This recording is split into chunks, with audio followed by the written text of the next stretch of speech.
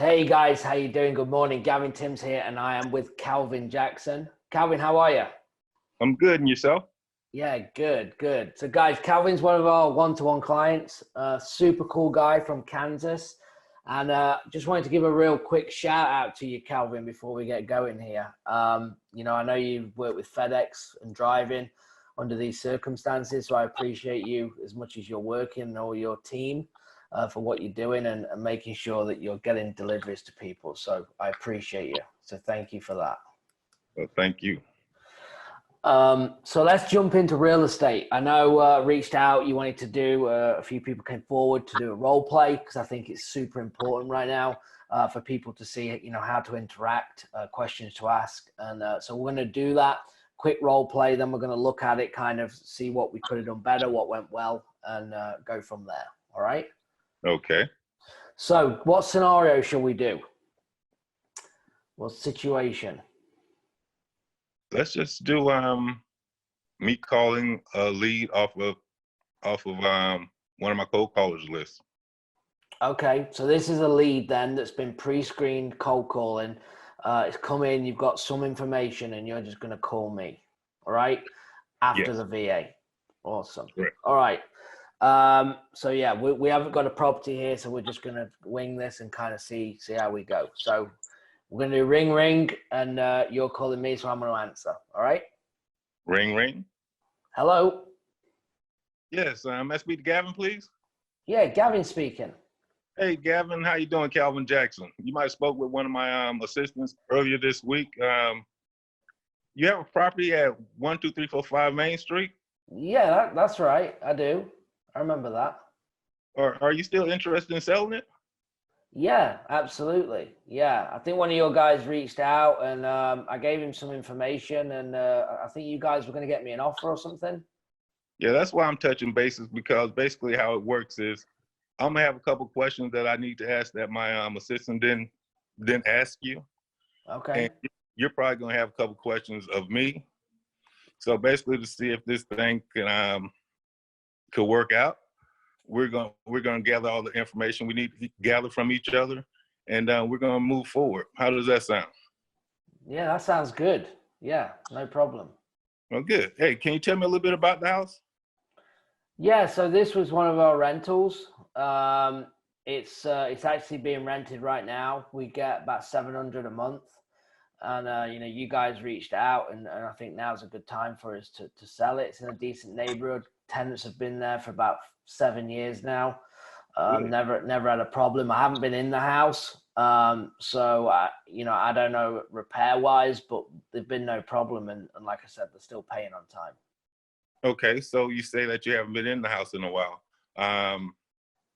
With that, so would you, before you put the tenants in it, did you have it repaired, or was it just move-in ready when you first bought the property? Yeah, we did. We put new floors in, and we painted it before they moved in, and we just got it kind of rent ready, but it was in good shape. And like I said, they're no hassle to me. I just haven't got anything updated pictures or anything like that. Okay. Well, I'm an investor, and we're looking for a couple properties in the area.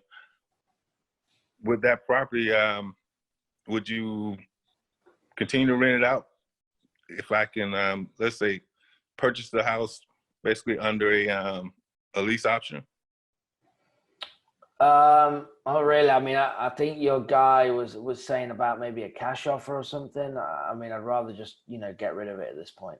Okay, sure. Yeah, we do basically two ways: this cash deal or term. So if you're looking for a cash offer, what we can do is, let me ask you, without doing any, you said the tenant's been in the property for how long now?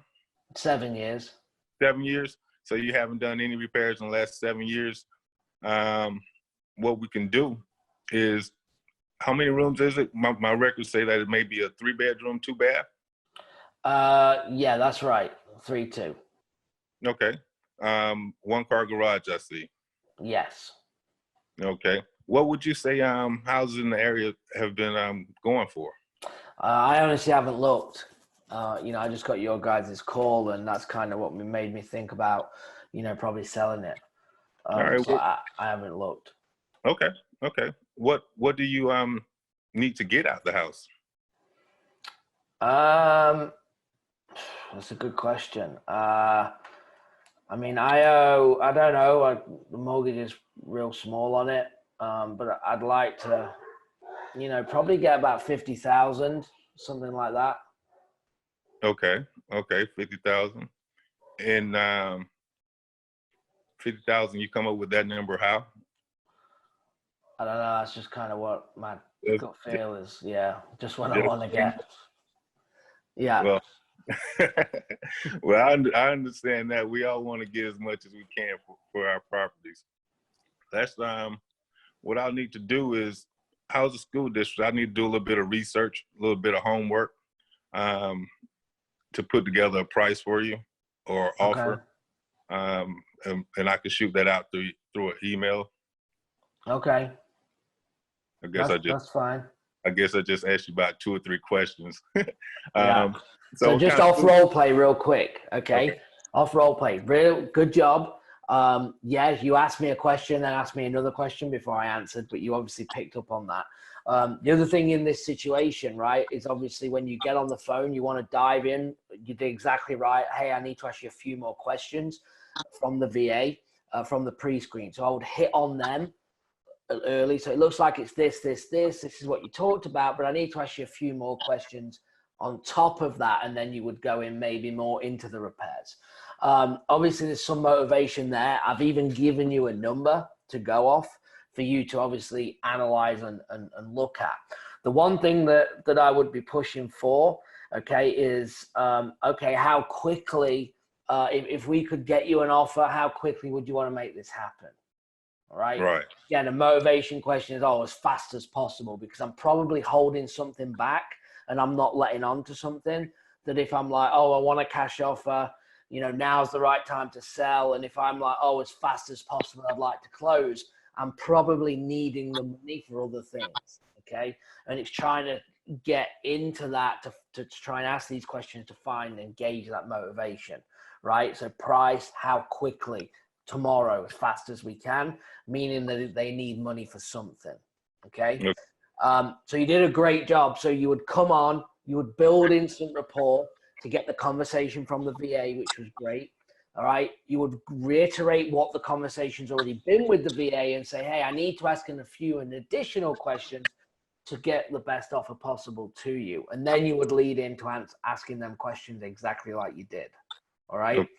And plus, okay, so if we could make this happen and we got the price that you wanted, how quickly would you want to see this happen? And if I said, oh, well, we're in no rush, whenever, there's no rush here. But if I said, oh, as fast as possible, like as quickly as we can close would be great, then I know there's probably a little more going on. So this is a good indication to say, okay, there's more motivation here. This is the one where now I need to go and run my numbers, get back on the phone, deliver the offer, and let's see if we can get this thing moving. Right. Does that make sense? That makes sense. Yes. Awesome. So good job. A few little tweaks there, but great job. Good interaction. You spoke. I would have been probably a little more clear.